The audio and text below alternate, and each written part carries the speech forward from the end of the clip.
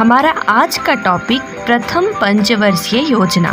भारत में कब ये योजना ली गई, तब भारत की स्थिति क्या थी, ये योजना कहाँ तक सफल हुई, इस बारे में जानेंगे आज की वीडियो में। 15 मार्च 1950 के प्रधानमंत्री जवाहरलाल नेहरू के उद्योग से भारत की योजना कमीशन का गठन हुआ।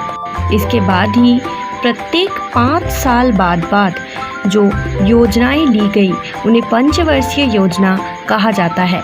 जो पहली पंचवर्षीय योजना थी उसका समयकाल 1951 ईसाई के अप्रैल महीने से लेकर 1956 के मार्च महीने तक इसका समयकाल था।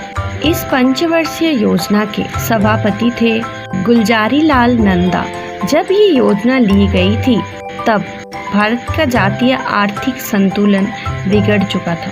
द्वितीय विश्व युद्ध और देश भाग और उससे उत्पन्न उद्वास्तु समस्या के कारण भारत की आर्थिक स्थिति उस वक्त सही नहीं थी।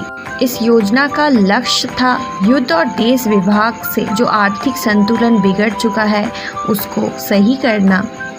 इसके अलावा अधिक कर्म संस्थान वृद्धि कर युवकों के काम की व्यवस्था करना, इसी में ध्यान देना के संविधान में उल्लेखित directive principle of state policy का अनुसरण इत्यादि विषय।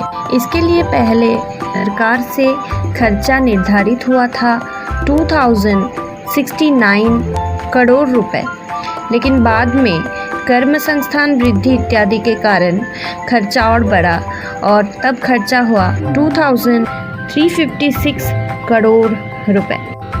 ये योजना ली गई ताकि द्वितीय विश्व युद्ध के कारण भारत की जो आर्थिक सामाजिक परिस्थिति है और साथ ही देश विभाग के कारण उद्वास्तु समस्या देखी गई है उनका समाधान किया जा सके। सफलता की बात करें तो योजना में सफलता तो आई थी। भारत का जो जातीय आय था वो 11% बढ़ाने की सोची गई, लेकिन इस योजना में 18% वृद्धि हुई। इसके अलावा खाद्य उत्पादन में भी वृद्धि 10% की हुई थी। बिजली उत्पादन का कुल परिमाण 11 लाख किलोवाट था। कुल 1 करोड़ 36 लाख एकड़ से भी ज़्यादा जमीन कृषि के अधीन आई। इसके अलावा भारी रासायनिक द्रव्य, रंग, शिल्प इत्यादि का भी विकास इस समय हुआ। लेकिन ये कह सकते हैं कि ये योजना पूरी तरह सफल नहीं हुई थी, लेकिन फिर भी उस वक्त की परिस्थिति के अनुसार नेहरू और अन्य उद्योगियों के सहायता से ये जो परिकल्पना ली गई थी, इससे उनके मन में और ज़्यादा उत्साह बढ़ा।